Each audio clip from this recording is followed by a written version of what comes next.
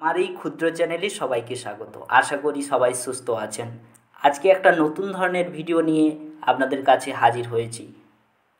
আমরা শুনে থাকি, যার পা নেই বা যার হাত নেই সেই তো বোঝে জীবনে হাত বা পায়ের কতটা গুরুত্ব রয়েছে।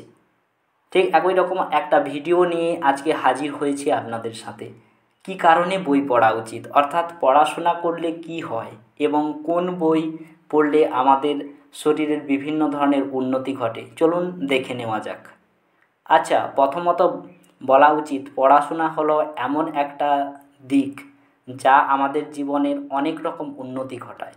যেমন পড়াশোনা হলো একটি আনন্দবর্ধন, অর্থাৎ আনন্দ প্রবণকারী।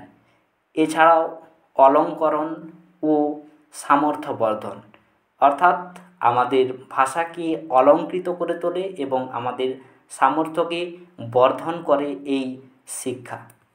শুধু তাই নয়, পাঠ অভ্যাস আমাদের কথোপকথনের সময় ভাষাকে কিভাবে সুন্দর করে গুছিয়ে বলা উচিত বা কোন জায়গায় কতটা সঠিকভাবে বলা উচিত তাতেও বিশেষভাবে সাহায্য করে।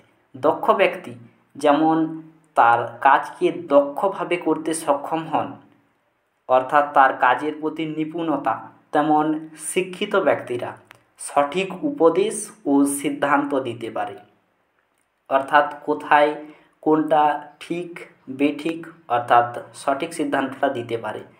পাঠ্যাভ্যাস বা অধ্যয়ন আমাদের সহজাত প্রবৃত্তির উন্নয়ন ঘটায়, কিন্তু একমাত্র অভিজ্ঞতাই সহজতা প্রবৃত্তিগুলিকে যথার্থ রূপ দেয়।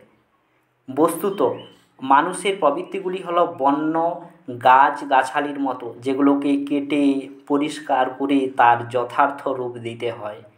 এরপর সরল প্রকৃতির মানুষেরা, যারা শিক্ষার প্রশংসা করে কিন্তু প্রকৃত যারা জ্ঞানী, শিক্ষার সৎ ব্যবহার করতে পারে। সমস্ত বইয়ের সমগুরুত্ব দেওয়া অর্থহীন, অর্থাৎ বইকে পড়া উচিত কিন্তু প্রতিটি আলাদা গুরুত্ব রয়েছে। যেমন কিছু কিছু বই শুধুমাত্র স্বাদ গ্রহণের জন্য পড়া উচিত, কিছু কিছু বই আছে যেগুলো গলর্ধ করে পড়া উচিত, অর্থাৎ একেবারে গিলে নেওয়া উচিত। এরপরে কিছু বই রয়েছে যেগুলোকে চর্বণ বা প্রতিটি কণায় তাকে ভালো করে পড়া উচিত। আবার কিছু বই রয়েছে যেগুলো সংক্ষিপ্ত আকারে পড়াটাই যথার্থ, অর্থাৎ বইয়ের সারমর্মটুকু বুঝে নেওয়াই যথেষ্ট। এছাড়াও কিছু বই রয়েছে যাদের মনোযোগ দিয়ে শ্রম সহকারে পড়া উচিত, কারণ সেগুলো আমাদের জীবনের অনেক উন্নতি ঘটাবে। বই পড়ার মাধ্যমে ব্যক্তিত্বের দুর্বলতা দূর করতে সক্ষম হয়।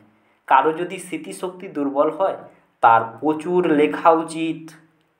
আবার কেউ যদি বাক্যালাপ স্বল্প মাত্রায় করে থাকে, তার উপস্থিত বুদ্ধি প্রয়োজন, অর্থাৎ তার উপস্থিত বুদ্ধি আনতে গেলে তার প্রচুর বাক্যালাপ করা দরকার।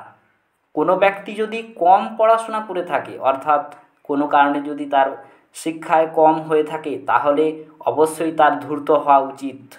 অধ্যবসায়নের দ্বারা মানুষের চরিত্রগুলিকে প্রবৃত্তি করে। এরপর ইতিহাস ইতিহাস একটি এমন বিষয় যা মানুষকে অত্যন্ত জ্ঞানী করে তোলে। এরপর গণিত শাস্ত্র গণিত শাস্ত্র হলো একটি অন্যতম বিষয় যা মানুষের বুদ্ধিকে সূক্ষ্মতা দেয়। জ্ঞানের গভীরতা বৃদ্ধি করতে অবশ্যই আমাদের দর্শন শাস্ত্র পাঠ করা উচিত। এরপরে হলো নীতিশাস্ত্র নীতিশাস্ত্র মানুষকে গাম্ভীর্য দেয়, অর্থাৎ কোনো মানুষের মন চঞ্চল হলে তাকে অত্যন্ত পরিমাণে সুফল দেয়। এরপর রয়েছে গণিত অভ্যাস, যা মানুষের মন চঞ্চলতাকে অত্যন্ত কর্মক্ষমতার দ্বারা স্থিতি করে। কোনো ব্যক্তি যদি সূক্ষ্ম পার্থক্য নির্ণয়ে অক্ষম হন, তাহলে তার মধ্যযুগীয় পণ্ডিতদের শাস্ত্র পাঠ করা উচিত। কেউ যদি আবার কথা বলার সময় উদাহরণ হিসাবে অক্ষম হয়, তাহলে আইনজীবীদের কেস রিপোর্ট পড়া তার উচিত। এগুলি আমার নিজস্ব কোনো বানানো কথা নয়, এটি একজন দার্শনিক, বিজ্ঞানী, লেখক ও আইনবিদের কথা। তিনি হলেন স্যার ফ্রান্সিস বেকন।